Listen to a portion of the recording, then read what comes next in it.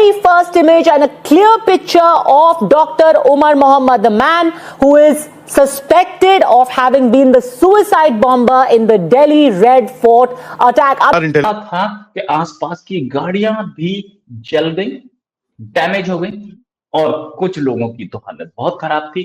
इसमें तकरीबन 8 लोगों के मरने की कंफर्मेशन थी और अभी ये हो सकता है बढ़ जाए। अब मैं इस पूरे ब्लास्ट के सिलसिले में इसमें एक किसी लम्हे भी पाकिस्तान और भारत के दरमियान एक बड़ी जंग शुरू हो सकती है। बिल्कुल तैयार हो जाएं अगले 4-5 दिन में। जो पैटर्न रहा है इनका माजी की तारीख को देखते हुए, अगर हिस्ट्री रिपीट करेगी अपने आप को, तो अगले 4-5 दिन में हमारा इनके साथ एक हाई इंटेंसिटी कॉन्फ्लिक्ट हो जाएगा।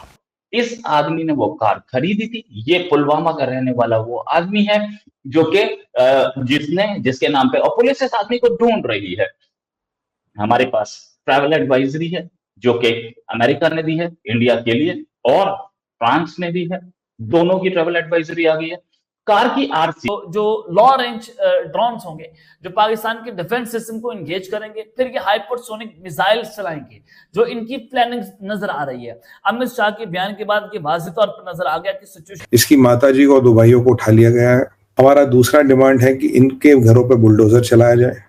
जो बुलडोजर तो खैर अभी आया नहीं खबर, मुझे लगता है वो भी जल्दी आए। नमस्कार दोस्तों, पाकिस्तानी मीडिया का कहना है कि अगर अब कोई युद्ध होता है भारत और पाकिस्तान के बीच में, जैसे कि ऑपरेशन सिंधु 2.0, तो डोनाल्ड ट्रंप भी पाकिस्तान को नहीं बचा पाएगा। और यही नहीं, सिर्फ लाहौर या कराची ही नहीं, रावलपिंडी के आर्मी हेडक्वार्टर को भी उड़ा दिया जाएगा। अब पाकिस्तानी मीडिया में इस बात को लेके बहुत ज़्यादा डिस्कशन चल रहा है।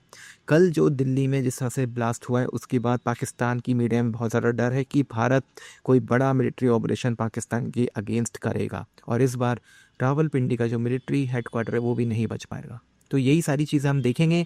पाकिस्तान को बिल्कुल लगता है मीडिया को कि डोनाल्ड ट्रंप तो वैसे भी कुछ नहीं कर पाएगा क्योंकि भारत उसकी सुनता ही नहीं है। लेकिन इस वीडियो में आगे बढ़े उससे पहले मैं भारत की जो पुलिस है या सिक्योरिटी एजेंसीज है, गवर्नमेंट को धन्यवाद देना चाहूँगा जिस तरह से उन्होंने कल काम किया है और इतना बड़ा ज़खीरा बरामद किया है। हालांकि एक विस्फोट ज़रूर हुआ, लेकिन यही माना जा रहा है कि वो फ्रस्ट्रेशन में था और इनका जो पूरा मॉड्यूल नेटवर्क था वो ध्वस्त हो चुका था, सारे लोग पकड़े गए थे। तो और इतना बड़ा जो विस्फोटक सामग्री पकड़ी गई है, उससे साफ लगता है कि ये लोग क्या करने वाले थे। तो हमारी सिक्योरिटी एजेंसी ने बहुत अच्छा काम किया है, उन्होंने वक्त रहते इन्हें पकड़ लिया गया है और जो हुआ वो जो हो सकता था उसके मुकाबले में जो हुआ है वो बहुत ही कम है। आप इस सब के बारे में क्या सोचते हैं कमेंट बॉक्स में ज़रूर लिखिएगा।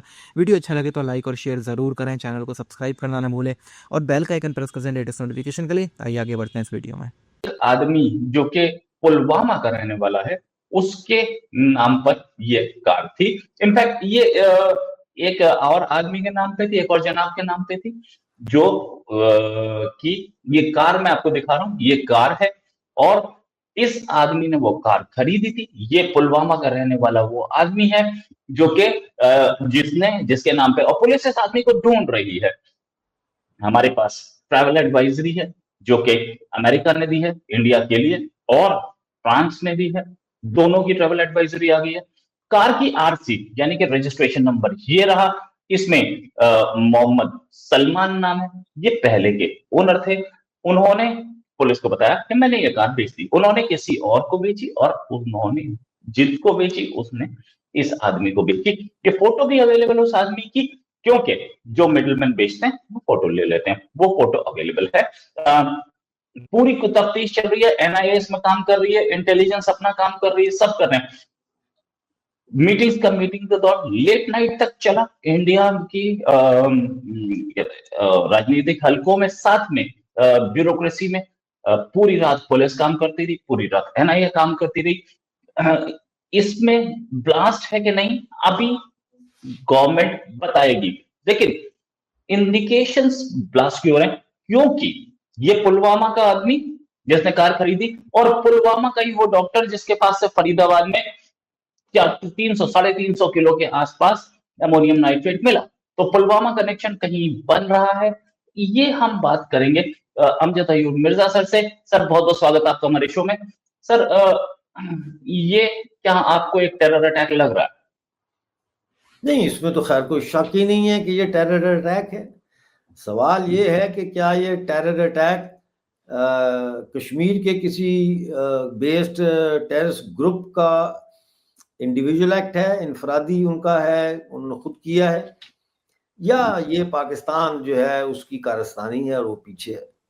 रोहित भाई, आपको याद होगा पिछले साल मैंने ये कहा था, जब बहुत ज्यादा घुसपैठ हो रही थी, आपको याद होगा मैंने तादाद भी बताई थी कितने एसएसजी के कमांडो जो है वो दाखिल हो चुके हैं। मैंने उसको कहा था कि अब इनका अगला टारगेट जो है वो दिल्ली है, ये दिल्ली में अब अटैक करेंगे। तो वो ये अटैक उन्होंने कर दिया, और क्या कह रहे हैं, वो कह रहे हैं जी ये अटैक जो हुआ है, अब जो पाकिस्तान के तबसरा निगार हैं, प्रधानमंत्री जी मोदी जी ने अपनी चुप्पी तोड़ी है। मोदी जी ने भूटान से एक वक्तव्य जारी किया, यानी मोदी जी का जो टूर था भूटान का, that is on schedule. Bhutan से उन्होंने बोला कि जो भी इसमें इन्वॉल्व है उनको बख्शा नहीं जाएगा, उनको छोड़ा नहीं जाएगा, everybody will be taken to task. इसके परपेट्रेटर्स जितने, परपेट्रेटर्स का मतलब है लंबी चेन, लंबी चेन मतलब जिन्होंने ऑर्गेनाइज देश में किया और जिन्होंने विदेश से किया, उनका भी नंबर है। ये केवल यहाँ जो इन्वॉल्व है उन तक नहीं है, बल्कि जो ये विदेश में पाकिस्तानी बैठे हैं उनका भी नंबर आएगा, पाकिस्तान को भी ठोक दिया जाएगा। ये बिल्कुल क्लियर डायरेक्शन आई है माननीय प्रधानमंत्री जी से, और किसी को बख्शा नहीं जाएगा। तो पाकिस्तानियों तैयार हो, अब की बार सांप का सर काट के लाना है हमें, और इस GHQ रावलपिंडी को खत्म करना है। तो ये बिल्कुल क्लियर मैंडेट है। और अभी मैं आपको कुछ और अपडेट देने हैं। देखिए, पहला अपडेट है कि जो ये गांव है इस डॉक्टर उमर का इत्यादि, कल हमने एक रिक्वेस्ट किया था कि भाई इनके परिवार वालों को जरा उठा लिया जाए। इसकी माताजी को और 2 भाइयों को उठा लिया गया है। मुझे लगता है ये सबके परिवारों के साथ हुआ होगा। हमारा दूसरा डिमांड है कि इनके घरों पर बुलडोजर चलाया जाए। जो बुलडोजर तो खैर अभी आया नहीं खबर, मुझे लगता है वो भी जल्दी आ जाएगी। और ये जो बंदा है ये बिल्कुल जिहादी है, घर नहीं जाता था, इसे 3 दिन पहले घर गया था। इसे घर वालों ने फोन किया, 3 दिन बाद आऊंगा, उससे पहले ब्लास्ट हुआ। तो ब्लास्ट की तैयारी काफी टाइम से चल रही थी। सबसे पहले मैं बधाई देना चाहता हूँ हमारे सिक्योरिटी फोर्सेस में जितने भी लोग, including J&K police, Haryana, Gujarat ATS, सारी IB, रॉ, आपका इंटेलिजेंस, जितने भी लोग हैं, मैं सबको बधाई देना चाहता हूँ कि उन्होंने बहुत बेहतरीन काम किया। अगर आप लोग ये काम नहीं करते तो ना जाने कितनी जाने जाती है, LOC है या इंटरनेशनल बॉर्डर है, वहां पर भारतीय एयरफोर्स अपनी वॉर एक्सरसाइज कर रही है, हैवी डिप्लॉयमेंट हो गई है, और वहां पर उनके राफेल तैयारे हैं, उनके जेट्स खड़े हैं, ड्रोन्स हैं, मिसाइल्स हैं, हर तरह से। और इंडिया ना इस प्रॉपर प्लानिंग के साथ आ रहा है। पहले इन्होंने प्लानिंग की, जंगी मशकें की, जंगी मशकें खत्म हो रही हैं, उसके फौरी बाद ये अटैक होता है, और अटैक होने के बाद अब ये पाकिस्तान पर अटैक कैसे लॉन्च करेंगे? पहले ये ड्रोन्स मारेंगे, ड्रोन्स मार के जो लॉ रेंज ड्रोन्स होंगे जो पाकिस्तान के डिफेंस सिस्टम को एंगेज करेंगे, फिर ये हाइपरसोनिक मिसाइल्स चलाएंगे, जो इनकी प्लानिंग नजर आ रही है। अमित शाह के बयान के बाद ये वाज़ेह तौर पर नजर आ गया कि सिचुएशन इस वक्त बहुत ज्यादा खराब है, बहुत ज्यादा जो है वो खतरनाक मरहले में दाखिल हो गई है। अब ये इसका पहला नतीजा आप जरा देखें। इस हमले के चंद घंटों के बाद पहले, यानी कि कल ये हमला होता है शाम के वक्त 6:55 पर, और उससे पहले पाकिस्तान में भी एक बहुत बड़ा अटैक होता है, और ISPR ने भी इस खबर की तस्दीक कर दी है। अटैक हुआ ये साउथ वजीरिस्तान के अंदर जो कैडेट कॉलेज है उसके नजदीक, और वहां पर गन फायर किए गए। जो वहां के लोकल सोर्सेज हैं उन्होंने बताया कि the blast is suspected to be a suicide attack, ये खुदकुश बम धमाका था। और उसके अलावा सिक्योरिटी सोर्सेज ने भी ये कहा कि जो सुसाइड बॉम्बर्स हैं वो उन्होंने पहले सिक्योरिटी गार्ड्स ने उनको इंटरसेप्ट किया, और उसके बाद जो बॉम्बर्स हैं उन्होंने खुद अपने आप को फाड़ दिया और वो कॉलेज की प्रीमिसेस के अंदर दाखिल होते हैं। The powerful blast cause damage to nearby civilians houses, जो बम धमाका हुआ है नॉर्थ वजीरिस्तान में कैडेट कॉलेज के अंदर, जो आसपास की आबादियां थी उससे उनको बहुत सख्त नुकसान पहुंचा है। वहां